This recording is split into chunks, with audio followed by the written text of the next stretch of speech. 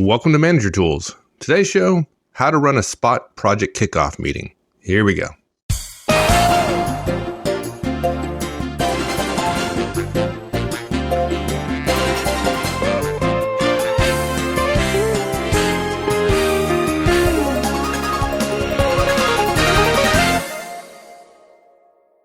What were you saying the other day? You're talking to somebody about, I guess he's a project manager. Got assigned a project for he and his team a couple of years ago. And Oh, yeah. So a manager, not a project manager. We're just a regular manager. Just regular manager. Okay. Yeah, I got assigned a project. And he asked me to critique the email he was sending out to announce the project.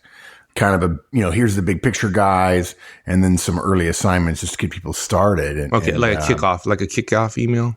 Yeah, okay. I guess. I guess. Right. Yeah, like a kickoff email, as if such a thing exists, right? I guess if you're the CEO and you want 7,000 people to know, right, and you can't talk to them all at once, you could send out a kickoff email. And if the CEO only sends out 3 or 4 emails a year, you might, if you're the CEO, be able to send out a kickoff email. But it was basically an email to kick off the project. And I knew who he was, and I knew everybody on the team that was working on this was co-located with him. And okay. So they weren't spread across the country. They were no. These are guys. No, sorry, I hadn't shared his name with you, but yeah, I know him. Okay. Yeah. Okay. So I'm thinking, why would a manager send out a really long email? I mean, paragraphs and bullets and sub bullets and everything else to this ad hoc team, this project team, lots of details in it about this pretty important project. Why would he send an email? And what he told me was, that's just the way I've always done it. And I was just stunned. And it was like I told a client the other day, somebody was saying, well, how do you make sure that your presentations get approved? So we just do a pre-wire. And I said it so matter of factly. And they said, well, what's a pre-wire? And I just shook my head like, doesn't know. So folks, there's a better way to kick off your project than sending out an email saying, okay, the project is starting and here's what needs to be done. It's much more effective when you kick off a project to have a brief meeting. Manager Tools calls it a SPOT meeting, which stands for Scope, Plan, Operations, and Tasks. It's not really complex. It is another meeting, but one meeting at the beginning of a project to get things started, to keep things from getting too far off track too soon is a good way to go. And this cast is what will walk us through how to run one. There are basically 6 steps. First of all, we want to start with a fundamental principle, which is keeping everybody on the same page at the beginning, or keeping everybody on the same page starts on a project with getting everybody on the same page right at the beginning. And then steps 2 through 6 are pretty simple. Schedule a SPOT meeting. SPOT, again, stands for Scope, Plan, Operations, Tasks. And then steps 3, 4, 5, and 6 are what to deliver in scope, what to deliver in plan, what to deliver in operations, and what to deliver in tasks. Each of the 4 key parts of the SPOT meeting agenda. Excellent. Okay. So the first point, keeping everyone on the same page starts with getting everyone on the same page. Yeah. Okay. Yeah. Okay. That makes sense. Yeah. But look, people don't do it, right? People think that everybody knows this. Everybody knows that beginnings are delicate times. When you're first starting a project, it's worth doing things right. And yet what we see is people just want to be fast. They want to be efficient. They'd rather send an email than getting face to face and being clear that, hey, we're going to rely on each other to get some work done together for the next 2, 3, 4, 5, 10 months, whatever it is. And so you kind of skim through it at the beginning, figuring, well, we'll catch up. And, the faster we get started, the faster we'll get done. And of course, that's just not true. Yeah. I think part of it also is managers, often before the kickoff of a meeting, when the project is being discussed with their boss or with their boss's peers, if you have the project, you're often in those meetings. And I guess there kind of becomes an assumption that everybody knows what's going on. You've been in so many meetings about it. It's been explained to you so many times. They kind of almost start to assume that everybody knows it. It's not true. Yeah, it's not true. I mean, look, it's worth it to take a little time to make sure everybody hears the same thing. And folks, I know somebody's going to be thinking this. Everybody reading the same email is not everybody hearing the same thing, right? I was reminded of this when I saw a financial chart comparison recently. It's one of those charts that compares several different companies' stock prices over a certain period. And the way they always do those charts is particularly when they want to show one that's doing really poorly or really well, is They set a time in the past, let's say 10 years ago, and they put both stock prices at the same point, and they call that point 100, meaning at that day, at that time, both stock prices on that day were at 100% of their stock prices at that day, right? Even if one of them is 60, one of them is 40, both of them are still at 100 of their stock price, 100% of their stock price that day. And then what happens is over time, you see the two companies or a company and a market index diverge over time. One's doing really well, one's doing really poorly, whatever. You know, basically over time, the lines basically start heading apart and the roller coaster, you know, the divergence begins, if you will. One company goes up 150%, another goes down to 40%. And it's like, oh my gosh, look, this CEO is doing well, that CEO is doing poorly or whatever. Well, that's what projects are like, right? At the beginning, where everybody knows nothing, I guess we're supposed to all be on the same page. Nobody knows anything. And then everybody goes off on their own and does different work. And frankly, everybody has a different feeling about the project as things get further along, and people get further apart as projects get further along because they get pulled off in other directions and so on. The problem with that is that it's even worse than that, is that not everybody is on the same page when you start a project. In fact, everybody may actually know nothing, but everybody thinks they know something and they all know different things. And then even then, they still start diverging as well. So they're not together, and then they diverge further. Like you said, too many of us assume that what we know is obvious to other people. We basically hear the data we're getting from Sarah Boss if we're in a one-on-one with him or her. We interpolate from that data. We begin to see our own interpolations of the data as data themselves, or at least the same thing as data, right? Right. We basically then when other people get the data that we share, they don't get our interpolation. So there's all kinds of stuff we've assumed that we believe is data, but they don't get to assume. And so they don't know is data.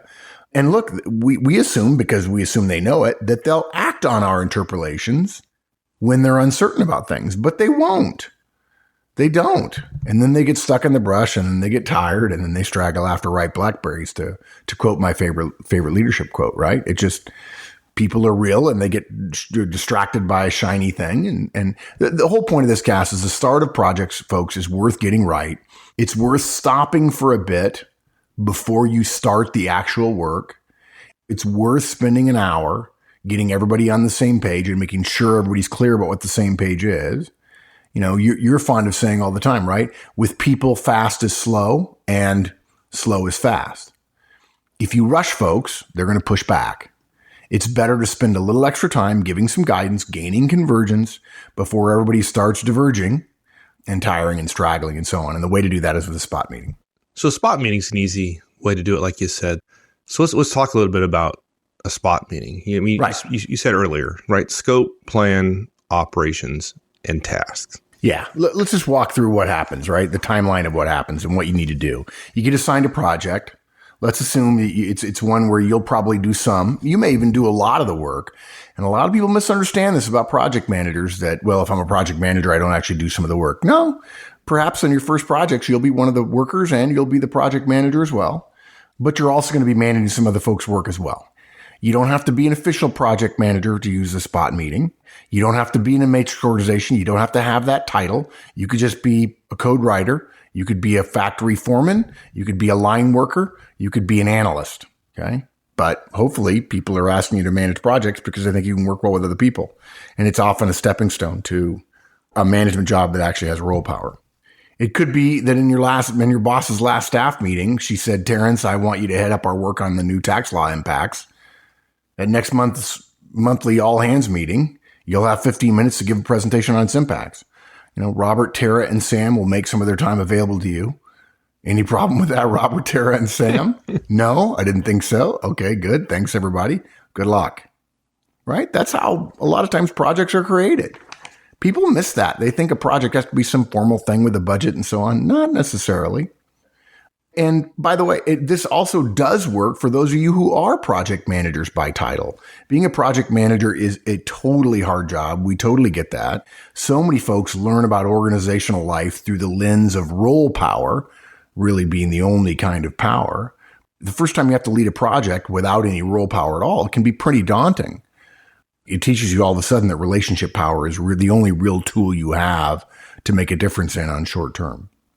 Okay, so you've been assigned, you're managing this little project. Maybe it's 2 months, maybe it's 4 months, maybe it's even 10 months long. The first thing you do is schedule a meeting with the people on the project. People on the project, do you invite your boss? No, God, no. Even though she assigned the project to you? No? Yeah, no. Look, if you need info from her, get it before the meeting. It's nice if a boss volunteers to come to the meeting. And folks, generally, they're not expressing doubt in you by doing so. But if they're there at the meeting, everybody will assume it's the boss's project that you are doing for the boss. And basically, that greatly increases the chances that if there is a festering disagreement on the team, your team will assume that the real authority resides, of course, with the boss. Okay. Well, we don't want that. So. Right. We don't want that. And the fact is, yeah, you can always be overruled by your boss, right? They can always go whine and complain to your boss. And so you don't want to tick everybody off, but let's not make it super, super easy and just send them a message. I'm really not in charge here. And if your boss is there, you may have to feel like you have to include your boss a great deal, and your boss is not going to be doing any of the work on the project or very little. And so he or she probably won't be terribly helpful. So usually scheduling a meeting means sending out an email, and that's fine. Obviously don't put all of the meeting information in the email. The length of the meeting is 1 hour. We generally don't recommend longer than that unless it's a huge project with more than 10 folks clearly involved in the effort, right? And then you'd probably go to 90 minutes for this meeting. Or in rare cases, you might go even longer if it's an organization-wide project. But we'll have to talk about that in another week's guidance. It's possible you might think it could get done in 30 minutes. I generally don't recommend that for your first one. There's nothing wrong with being done early in an hour meeting that goes 50 minutes or whatever, but going 50 minutes long on a meeting you scheduled for 30 minutes doesn't really inspire confidence as you as a manager. Yeah, that's not a great start. Yeah. So basically, in the example we used, you'd invite Robert, Tara, and Sam. It's okay to invite somebody else, again, not your boss, who may not be on the team, but is going to play a role somehow. But folks, this isn't necessary. And the goal is not to invite a lot of people. The goal is to inform the people who are going to be doing the most work, the key things they need to know to get started, and how you guys are going to work together. And don't go thinking you're going to definitely involve, you're going to invite somebody who might be involved in any way, shape, or form, because you'll end up with 20 people in the room. Nobody will really want to be there, and they'll take away from the 3 or 4 that are really going to make a difference. Right. Now, so is the agenda of the spot meeting, is it complex or fairly... No, it's like every other agenda, right? We've talked about meetings so many times, about effective meetings, about no laptops, about the starter guidance that we gave for meetings, which is you can just come up with a cheap agenda. We've come up with 2 examples of agendas here that are just no-brainers. Let's assume you start at 10 a.m. You have an agenda that's this: 10 a.m., welcome and purpose; 10:05, scope; 10:20, plan; 10:35, operations; 10:45, tasks; 10:55, parking lot; 11 o'clock, close. In our typical meeting protocol, we suggest introductions, and you didn't include introductions. Yeah, I didn't, but it was only because in the example, I'm just following on from the example. In the example I gave, Robert, Tara, and Sam are my peers, right? I sit next to them in our cubes. We were assuming that everybody on the project is my peer here and reports to our same boss. So you know, probably you have not a good necessary. relationship with them. Introductions aren't necessary. But if you had 5 people from all over the organization, right, you'd probably want to do something different. Yeah, look, here's an agenda for that. You'd say 10 o'clock, welcome purpose; 10:05, introductions; 10:15, scope; 10:25, plan; 10:35, operations; 10:45, tasks; 10:55, parking lot; 11 o'clock, close. Now, folks, if you're sitting there thinking, man, those are tight agendas, I'll just go ahead and do away with the introductions and save myself some time, please think again. Remember what we shared earlier, right? With people, fast is slow and slow is fast. And I'm pretty sure I've shared on air, I may not have, the great story I've told a bunch of people about Google's weekly GUI meeting, the graphical user interface meeting, where they're looking for ways to they're looking at ideas to improve the user experience at Google. And it's a 60-minute long meeting. And there are 20 sessions, 20 presentations in the 60-minute meeting. There's a digital clock at the front of the room. And there are 3 projectors lined up in the center of the conference room table. And there are 3 laptops hooked up to them. One that's live, one that's on deck, and one that's in the hole. And basically, The live one, a group of people get to speak for 3 minutes about why they think their idea is good and why it ought to be implemented. And if they can't make a decision on it, they get given new guidance about how to come back next week. And when your 3 minutes are up, you're done. The next group is talking. And, this is Google. This is a cool company. This is a new company. This is a young company. This is, hey, we do things different here. Wrong. They're maniacal about managing agendas when they have really important stuff to talk about. Now, they don't do introductions to that meeting because it's the same people at the meeting all the time. Okay, so you've sent out your meeting request, right? With the agenda attached. Nothing wrong with telling people the agenda. They'll love that. I mean, if they've never heard of spot meetings, they'll see your agenda and go, wow, this guy's thinking ahead. He's got a scope. He knows, he's going to tell us about the big picture. He's going to tell us about his plan. He's going to talk about operating stuff. And we're going to talk about tasks too. Seriously, people are going to think you have your stuff together, guys. But now, of course, now you've promised them a meeting. You actually have to fill up that meeting with information that's going to help you and your team get stuff done effectively and efficiently. And in just a minute, we'll walk through each agenda item, except obviously the welcome and purpose and the parking lot and the close. And I guess introductions as well, because we have other casts on that. We'll tell you what each one of them involves, right?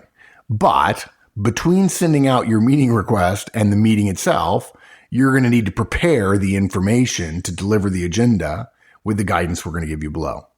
It's great, folks, to have the meeting quickly, like, hey, let's have it tomorrow. You really can't have the meeting before you prep the stuff that you need to put in the meeting. If you can't do the preparation until tomorrow, then you can't have the meeting until the end of the day tomorrow or probably even the next day. Yeah, we don't want you to delay weeks, but don't rush to have a meeting and start off the entire project with a poor meeting. That's not a great place to start. We're all for starting quickly on a project. We're just not starting. We don't want to start sloppily. We think starting quickly without being sloppy means having a project kickoff meeting, a spot meeting. Okay. And now, before we go through what you need to cover in each agenda item, let me just mention one thing about the ground rules of this meeting. I was with a client recently and was stunned to hear one of the managers in the room say, or actually asked, hey, we were talking about running meetings. Do you recommend having everybody hold their questions until the end of a presentation? That's what I do. Really? Yeah. I'm always telling people we ought not to be surprised in our business, but I was totally surprised. I thought to myself, are you really telling me that there are people out there who believe it's okay to tell an audience or a group in a meeting to hold their questions until the end? I mean, it's like, who didn't get the memo about welcome to the modern world? I mean, unbelievable. Okay, is this client a listener of our podcast? I'm sure he won't recognize himself. Okay, I didn't say that. Good. Yeah. So look, folks, make sure you agree on some simple ground rules. By the way, you don't have to spend 5 minutes on your first meeting having ground rules if you don't want to. You can just post them on the wall, or you can say to everybody after the welcome and purpose, which you have 5 minutes scheduled for, say, by the way, let's agree on some ground rules for this meeting. And here they are. Stay on time, finish on time, stick to the agenda. We're going to use a parking lot. Questions whenever you like. No question is wrong. Happy to answer it at a time. One at a time. No laptops. Cell phones unstunned. And look, if you try to run a kickoff meeting like this, folks, without allowing questions, particularly a meeting that has your peers in it, and you're going to be seen as a dictator. So don't do it. Now, what that means is it's going to make the meeting harder to run for you. If you start learning to run meetings this way, it's easy to run meetings this way. If you get a lot of questions, you have to shorten other things. You may have to cut a questioner off because you want to get done in time. And believe me, if you've never run meetings before, it's okay to cut somebody off and say, I'm sorry, Bob, we've got to move on to something else. Everybody else will applaud you for it because meeting managers who aren't willing to stand up and say, no, you can't ask any question in the world. We're not here to answer all of your questions because we still have to get all of our work done in a certain amount of time. The people who say, no, you can't ask every question in the world are cheered by people who attend meetings, not hated. So run your meeting, run it on time, and make it easier by being clear about the ground rules up front. Yeah, look, and you want folks to ask questions, right? If folks are asking questions, that means they're engaged. And the meeting's going to have a lot more energy when people are interacting. So yeah, exactly. All right. So let's go through each of the sections in detail in terms of spots. So let's talk about what you want to deliver in the scope piece of the agenda. Yeah, it's just, look, scope is just big picture, right? It's the story that happened before the project, the context for the project, its impact, its value, how it fits into the larger picture. It might involve key players who are watching or who are going to benefit from it. And the way I thought we'd provide this guidance, Mike, is we have some questions to ask We're going to provide questions for a potential project manager to ask themselves. And basically, when you've answered these questions, you've got the rough outlines of what you're going to tell your team for each portion of this meeting that we're recommending you have. Different industries describe things differently. So we're going to be pretty broad here, and you may not find all of these applicable. Yeah, some of them you'll feel like it's a rehash of a previous question, but somebody else won't. But if you answer all the questions as fully as you can, you'll be able to step back and figure out how to put together perhaps a slide, for instance, on the scope of the project and the plan and the operations and task. If you want to have one slide each, that's fine. You don't have to come up with slides if you don't want to. It might be easier. You could just put out a document. You could put a Word document out if you wanted. Here are the questions you want to ask yourself for scope. First, what's the project objective? What was the stated objective by your boss, whoever assigned it to you? Who is or who are the external or internal customers? It's always helpful to know who's going to consume the output of the work or the project, because that could affect the quality or the style or the format and so on. What is the outcome we're responsible for? It always amazes me that when people get asked to do analyses as a project, it confuses people. A project that is about analysis, for instance, it messes people up. Is the outcome a presentation about your analysis, or is it just the analysis? And by the way, folks, what does an analysis look like? Right? Analyses may be long documents, long Word documents that describe things, which may not lend themselves necessarily to a presentation. It may, in fact, be many bosses say, I want an analysis, when really what they mean is a recommendation about an analysis that you do. Or maybe they just mean the analysis itself and they're going to come up with their own recommendations. Maybe they just want the data analyzed with some validity tests and some quality tests involved. Maybe it's a series of recommendations. It may just be raw numbers. The fact is, even if everybody says, oh yeah, we're supposed to do an analysis, the outcome and the format of the outcome matters, and you need to tell people what the outcome is. Yeah, those all seem like very different projects. Yeah, they are. But everybody will touch the elephant in a different place and think it's a tree or a snake or a rope or whatever, and then wonder why everybody's disappointed at the end. Yeah, so let's be clear what the deliverable is at the end. Exactly. All right. Yep. Next, what's the background? What's the history? How did this project come to be? Look, maybe Robert, Tara, and Sam weren't in the meeting you were in when the boss gave it to you. Or maybe Robert and Tara were, but Sam wasn't, and it'd be good for them to hear it again anyway, for Sam's benefit as well. Obviously, some other ones. When is it due? What's the budget? What's the size? If, in fact, budget doesn't give a sense of size. What's the impact? What are the resources involved? Maybe there's somebody not in the room that's a resource. Okay. And then the last one, we've alluded to this before, talked about it a couple of times in previous cast over the last, 5-6 years. What is the commander's intent? Commander's intent, folks, is designed to help team members understand the why of the project. So if they need guidance, they'll be able to act with an understanding of the big picture. Different projects obviously will have different commander's intent. I remember a particular situation that I had where I was told, you're supposed to take this particular area of ground. This was when I was in the military. You're supposed to take this area of ground. And the commander told me, the reason you're doing that is because we need to hold that ground to allow some cover to happen for a unit that's going to move by you. If we control that ground, then the enemy will be less likely to attack this convoy that's going by it.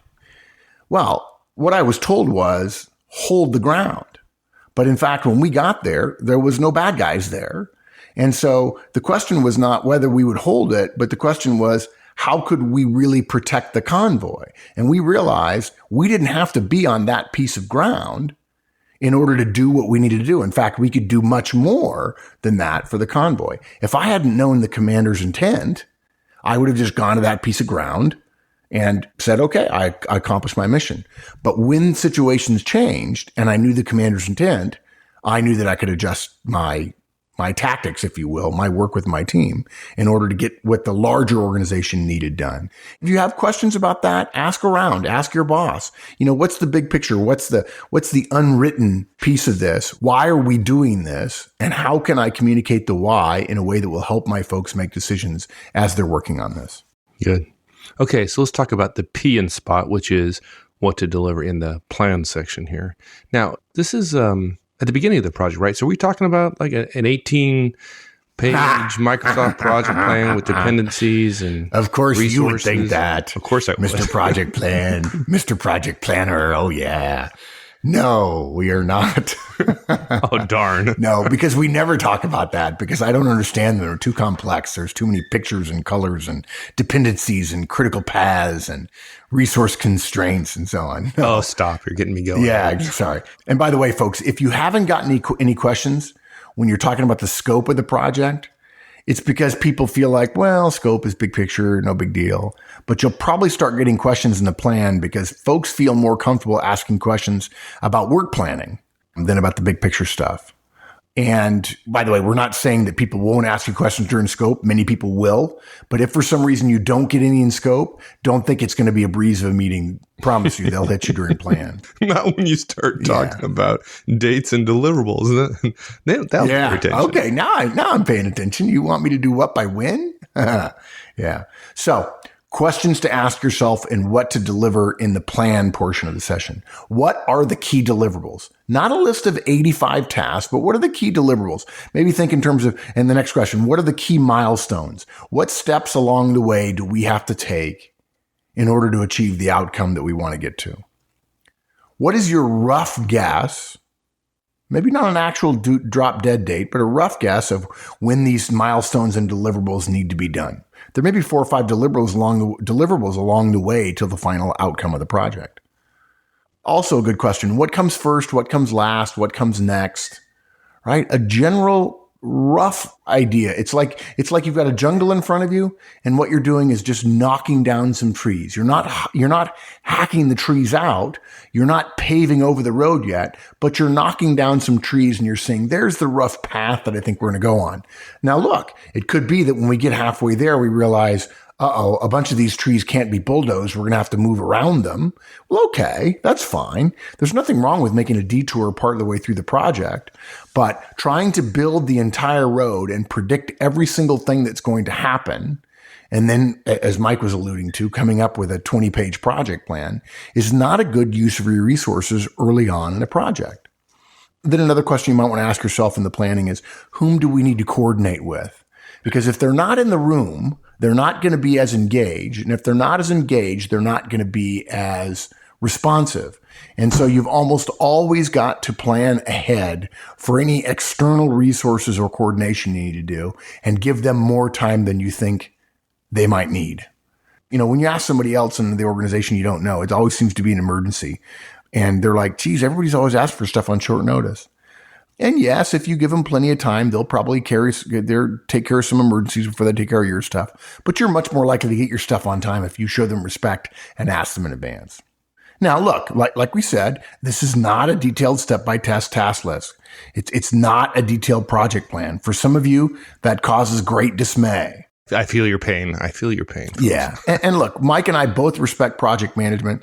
We respect people like Cornelius Fitchner. I mean, smart guys about project management. The science of project management, though, generally, that kind of detailed science is best left for really big cross-organizational projects. Not always, but usually. That kind of guidance is great, but it's overkill for most of us month to month and quarter to quarter. So we don't recommend you come up with an entire project plan with every task listed and every dependency charted before you ever meet with your project team. It's going to be wasted. It's going to change. Your plan is going to change. Now, if you do feel you need to do such a detail-oriented plan before you have your meeting, obviously, Mike and I can't stop you, but we have 2 suggestions, okay? Keep your plan to yourself. Look, everybody knows it's going to have to change. So if you show them a big detailed plan, they're going to scoff at you. And frankly, it's going to worry them that you're going to manage them to that level of what amounts to micromanagement anyway, right? And the other thing you can do is use that plan. We're okay with you using it, right? But abstract it up a level. Take a step back from it, share it at a higher level, not the actual plan document you come up with, but that plan document at a high level, abstract it up a bit, is actually what we're talking about in the plan portion of the meeting. And then one more thing about the plan. You may want to start this part of the meeting by saying, hey, I just want to give you a high level overview of what's ahead of us. I don't want to assign any work yet. We're not doing that yet. I don't want to get down to details yet. I want us all on the same page about the big picture. Once we do that, when we get to tasks, it'll be easier for us to talk about who's going to be responsible for what early on. Good. Okay. Now we talked about the S and the P and spot. Next is O, operations. Yeah. What do we do there? Operations. I'm good. You're good at the spelling thing. I'm working. You're on it. You're on it. I mean, you're just knife edge today. I love it. Yeah. This is where you talk about how your group is going to work together. Okay. Everybody always forgets about this step. And then the PM assumes that everyone on the team is going to treat them kind of like the boss gets treated, right? But that's, folks, not a good plan. Or a lot of small team project managers just assume that everybody knows how things are supposed to be and that all this stuff goes without saying. Again, not a good plan, right? So this is probably the fastest, shortest agenda item. Even though I think we gave it the same amount of time, it'll give you a little bit of a buffer space. We have 3 questions here. What's expected for project team communications? Is email okay? If the team is dispersed, any guidance on what goes on email versus what goes on phone? Should we CC everybody on emails? I actually like that. People say, Mark, you get so many emails. I can't believe you want more emails. No, I like to be CC'd on things, and there's nothing wrong with being CC'd. I'm not going to read it in the moment.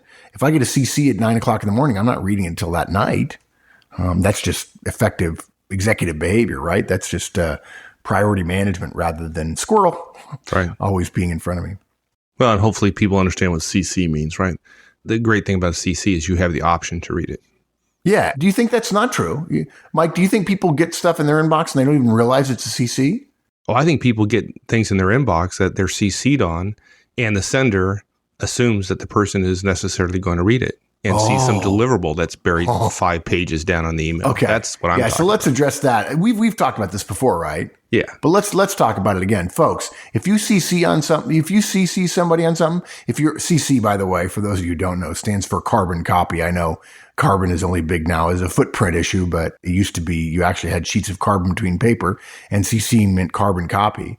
And if you carbon copy somebody in an email, it means there are no deliverables in there for them, and it is only for their information. They're not obligated to read it immediately. There's no urgency attached to it at all as it relates to people who are CC'd on the email. Furthermore, those of you who are getting CCs on things, you better be checking that it's not actually to you. If it's actually to you, you got to read it. But if it's not, look, set up a rule in Outlook or whatever your mail client is that says, if I'm CC'd on something, put it in a different folder, call it a CC folder, and mark it as read so it doesn't draw your attention. And then at the end of each day, one of your tasks at the end of each day before you go home is read all your CCs. It's easy to organize your mail by date, and you can see which CCs came in that day. You know, CCs are not stuff that have deliverables or urgent actions required of you. Right. Yeah. So I guess there's 2 sides to that behavior, right? Sender and receiver. Yeah. Okay. Second question. What about future meetings, right?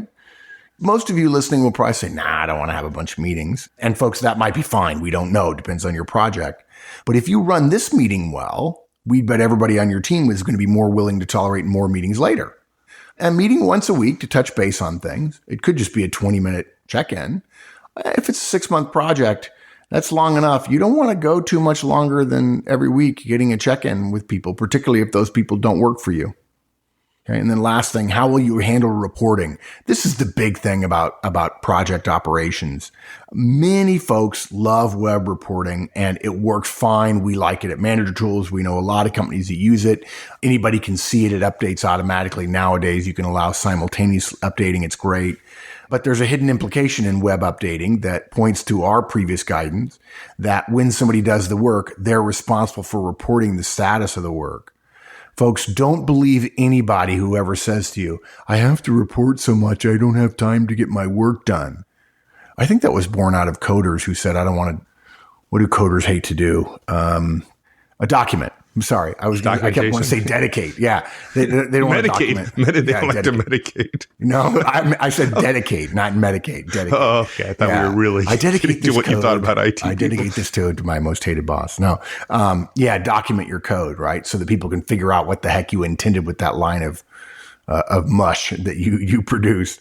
A lot of coders hate documentation, even though now the world is coming to a place where you can't write code anymore, just about in a professional organization, unless you document things. And by the same token, you can't really be in a professional organization and manage a project without expecting the tasks to include the reporting of those tasks in the task itself. That's a standard thing, which we'll talk about here in just a minute. Basically, folks, if a task isn't reported as done, it isn't done. So what's expected for communications? How are we going to handle future meetings, if we're going to have any? And how are we going to handle reporting? Okay, now we finally get to the part that I'm excited about. What to cover in tasks. Yeah, Taskmaster. Assigning work. Excellent. Let's get going. And look, hopefully, folks, you've done scope, you've done a plan, you've done operations, and now hopefully it's a little bit easier to plan out the first few tasks that your team is going to work on. Frankly, you've probably planned out more of the work than you actually assign in this first meeting, okay? But you don't want to plan out everything. Remember, we're not trying to come up with an entire project plan. We don't want to have done that. Once those first tasks slip a little bit, that's going to affect all your planning and timing and resources of all those near-term future tasks. So what we do is we plan the next couple of weeks worth of tasks, and we come up with those. And then as we get closer to those being done, we assign more. So it's a rolling task assignment rather than everybody knowing every task they're going to work on. But because you've told them about scope and about plan, they know roughly when what parts are going to be busy and not busy to them. Okay. Now, we've already alluded to this, but let me just give the guidance again about task development and assignment. Many short, small tasks are way better than a couple of big but easy to understand tasks.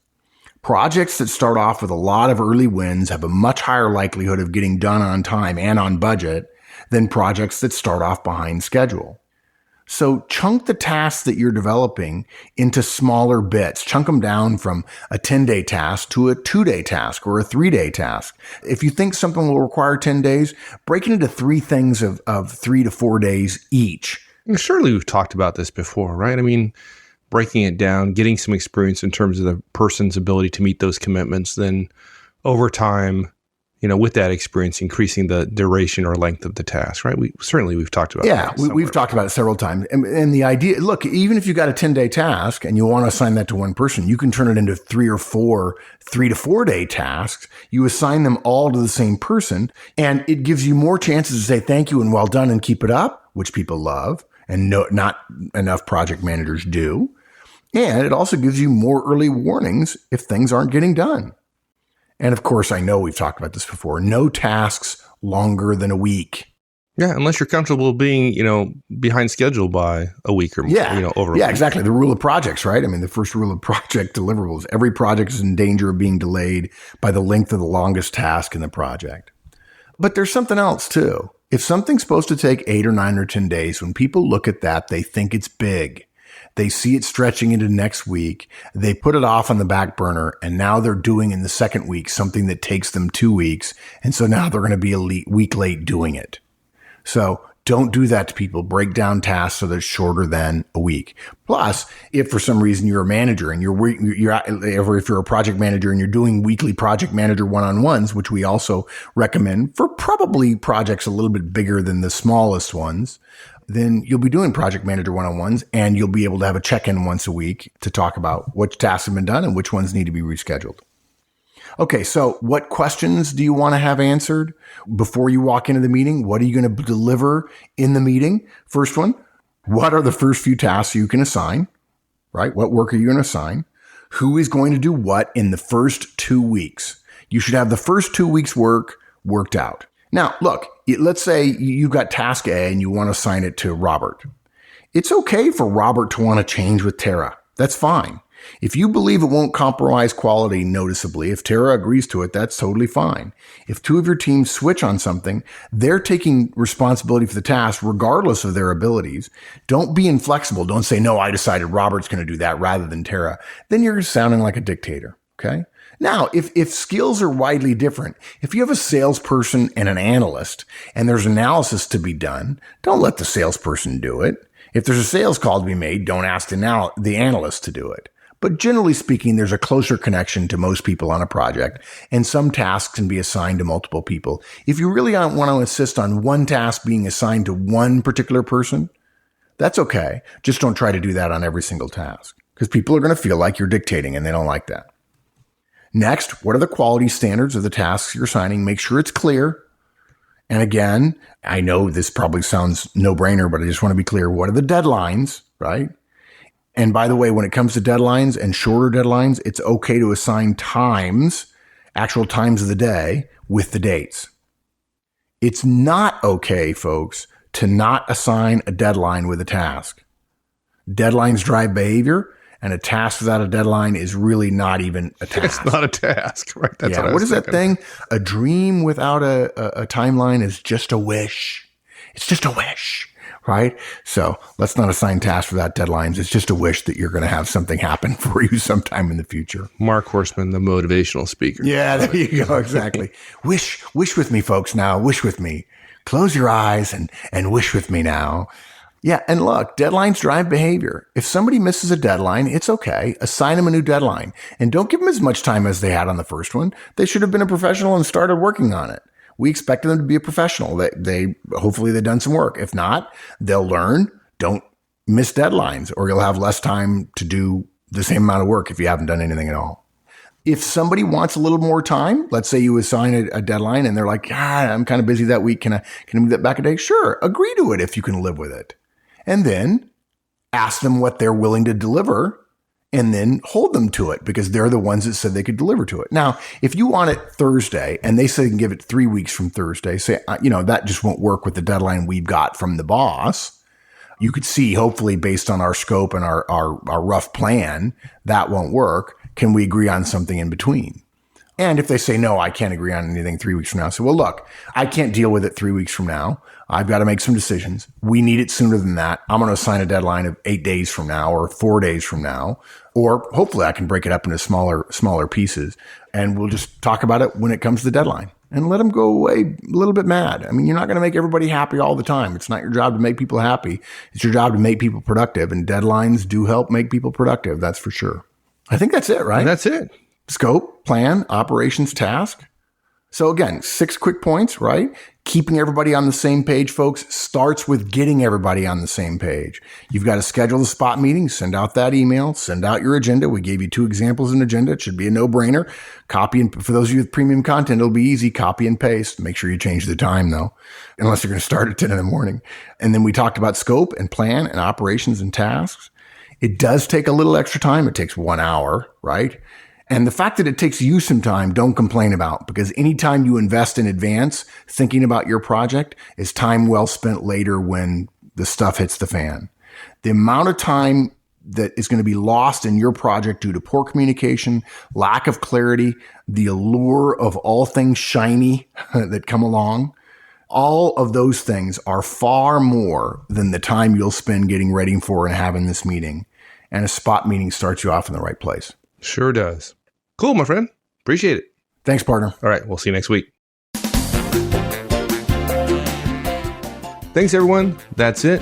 But before I go, I'd like to take a moment to make a plug for a friend of ours that may be of interest to our Manager Tools listeners. Wes Kale, who heads up Kale Partners, a management consulting firm, is rolling out a library of training video casts that focuses on, surprise, surprise, given today's topic, project management, career and leadership, and information technology. Mark and I have known Wes for almost 20 years now. Wes has had senior leadership positions at MCI, Nextel, and Cornell University before going into consulting, so he's well experienced in this stuff. Wes does top-notch work, and I highly recommend you check out both his library of training videos as well as his consulting services by going to his website, www.kalepartners, KAHLE partners.com/manager-tools. And Wes volunteered graciously to offer a significant discount, a 20% promotion, in fact, for all Manager Tools listeners. So check it out. Once again, that's www.kalepartners, KAHLE partners.com/manager-tools to get your special Manager Tools listener discount. All right, folks, that's it. We'll see you next week. So long.